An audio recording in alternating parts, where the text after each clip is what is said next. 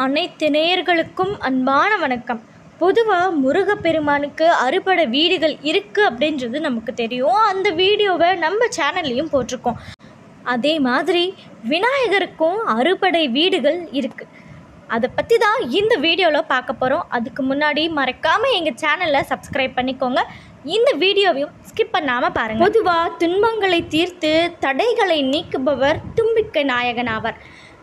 எந்த ஒரு கோயிலை கட்டுறதுக்கு முன்னாடியும் ஆகம விதிகள் படியும் சில வரைமுறைகள் படியும் தான் கோவில்கள் கட்ட ஆரம்பிப்பாங்க. ஆனால் இது எதுவுமே இல்லாமல் ஆலமரத்து அடியிலோ இல்லை ஆத்தங்கரை ஓரத்திலோ இல்லை ஏதோ ஒரு தெருவோட முச்சந்தியிலேயோ விநாயகருக்கான கோவில்கள் அமைக்கப்படும். அதே மாதிரி எந்த ஒரு செயலை செய்யறதுக்கு முன்னாடியும் மூத்தோனான முழுமுதற் கடவுளை வணங்கிட்டு தான் நம்ம எந்த ஒரு செயலையும் செய்வோம்.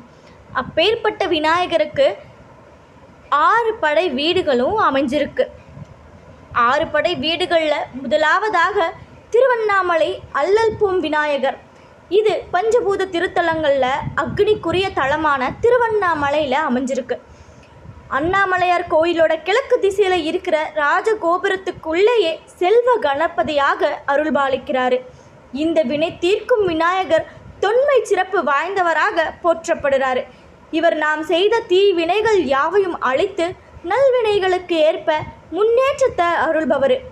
இதுவே விநாயகரோட அறுபடை வீடுகளில் முதல் வீடாகும்.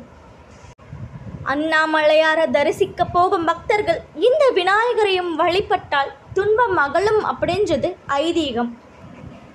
இந்த ஸ்தல விநாயகரை போற்றி ஔவையார் அல்லல் போம் வல்வினை போம் அன்னை வயிற்றில் பிறந்த தொல்லை போம் அப்படின்ற பாடலை பாடியிருக்காங்க. இரண்டாவதாக திருமுதுகுன்றம் அப்படின்னு அழைக்கப்படுற விருதாச்சலத்தில் விருதகிரீஸ்வரர் கோயில் நுழைவாயில்ல அருகே உள்ள முதல் வெள்ளி பிரகாரத்தில் சுமார் 18 அடி ஆழத்தில் கிழக்கு முகமாக வீற்றிருக்கிறார் கணபதி. ஆள் அகத்து விநாயகர் என்பதே ஆழத்து விநாயகர் அப்படின்னு மருவி வழங்கப்பட்டது. 16 படிக்கட்டுகள் இறங்கியே இவரை தரிசிக்க முடியும். தனியாக கொடிமரம் இவருக்கு அமைக்கப்பட்டிருக்கு. இதுவே அறுபடை விநாயகரோட வீடுகளில் 2வது வீடாகும்.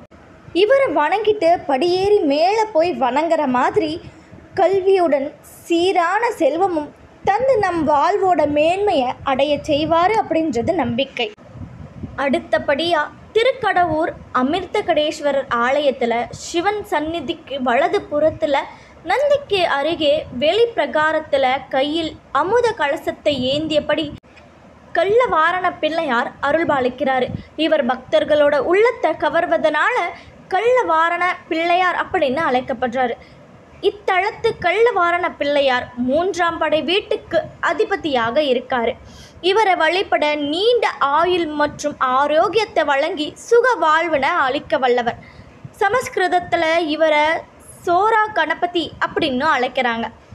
அபிராமியை தொழுது அருள் பெற்ற அபிராமி பட்டர் அபிராமி அந்தாதி பாடத் தொடங்கிய போது இந்த கள்ளவாரண பிள்ளையாரை புகழ்ந்து பாடி விட்டு தான் அபிராமி அந்தாதியை பாடி முடிச்சிருக்காரு. ஒரு முறை இந்திர தேவன் அனைத்து தேவர்களையும் வணங்கி நம்ம விநாயகரை வணங்காத காரணத்தினால இந்திர தேவருக்கு இந்த அமிர்த கலசத்தை தர மறைத்து வைத்ததாக சொல்லப்படுது. அடுத்ததாக மதுரை மீனாட்சி அம்மன் கோயிலில் அம்மன் சந்நிதியோட நுழைவாயிலின் இடது புறமாக சித்தி விநாயகர் தரிசனத்தை பெறலாம். உருவத்தில் சிறியவராக இருந்தாலும் அருள் தருவதில் ரொம்பவும் சக்தியானவர். மூர்த்தி சிறிதானாலும் கீர்த்தி பெரிதுன்னு சொல்லுவாங்கள்ல, அந்த மாதிரி இவர் தன்னை வழிபடுபவர்களுக்கு வாழ்வின் எல்லா சித்திகளையும் அருளையும் சித்தி விநாயகராக இவர் அருளச் செய்கிறார். இவரை வணங்கினா புகழும் பெருமையும் சேரும். இதுவே விநாயகரோட அறுபடை வீடுகளில் 4வது வீடாகும். மாணிக்க வாசகர் பாண்டிய மன்னருக்காக குதிரை வாங்க புறப்படுகையில் இந்த சித்தி விநாயகரை தரிசித்து சென்றதாக திருவிளையாடல் புராணம் சொல்லப்படுது. இவரை காரிய சித்தி அப்படின்ற பேர்லையும் வழிபடுறாங்க. அம்மன் சந்நிதிக்கு போகிற வழியில் இருக்கிற ஊஞ்சல் மண்டபம் அருகில் அமைஞ்சிருக்கு. அடுத்தபடியாக பிள்ளையார்பட்டி கற்பக விநாயகர் 5ஆம் படை வீட்டோட அதிபதியாக திகழ்கிறாரு. இவர் கையில் சிவலிங்கத்தை தாங்கி இருப்பது விசேஷமான அமைப்பாகும். சிவலிங்கத்தை கையில் ஏந்தி சிவ பூஜை செய்பவராக திகழ்கிற இந்த கற்பக விநாயகரை வணங்கினா இந்துக்களின் புனித தலமாக விளங்கும் காசியில் இருக்கிற தீட்சா கணபதியை சென்று வணங்கிய பலன் கிடைக்கும் அப்படின்னு சொல்கிறாங்க. இந்த விநாயகரோட துதிக்கை வலம்புரியாக உள்ளதும் இவர் அர்த்த பத்மாசனத்தில் அமர்ந்திருப்பதும் இடது கரத்தை கடிஹஸ்தமாக தொடையில் வச்சிருப்பதும் இவருடைய சிறப்பு தோற்றமாக விளங்குது. சிதம்பரத்திற்கு அருகே இருக்கிற திருநாரையூரில் பொல்லாப்பிள்ளையார் ஆலயம் விநாயகரோட 6வது படை வீடாக திகழுது. சிற்பியின் ஒளியால் பொல்லாப்படாமல் சுயம்பாக தோன்றிய காரணத்தால் பொல்லா பிள்ளையார் என்று அழைக்கப்படுறாரு. பொல்லாப் அப்படின்னா செதுக்கப்படாமல் இருக்கிறதுன்ற அர்த்தம். இங்கே இருக்கிற பிள்ளையாரோட அருளை கொண்டு நம்பியாண்டார் நம்பி தில்லையில் சேமித்து வைத்திருந்த தேவார திருமுறைகளை உலகுக்கு வெளிப்படுத்தினார். இவர் பொல்லா பிள்ளையாரின் மீது கொண்டிருந்த தீவிர பக்தியினால் விநாயகரை நேரில் தரிசிக்கும் பாக்கியமும் பெற்றார். பொல்லா பிள்ளையாரை போற்றி திருஞான சம்பந்தர், திருநாவுக்கரசர் முதலான நாயன்மார்கள் வணங்கி இருக்கிறாங்க. இவரை வணங்குவதன் மூலமாக புதிய முயற்சிகளில் கைமேல் வெற்றி பலன் கிடைக்கும் அப்படின்றது நம்பிக்கை.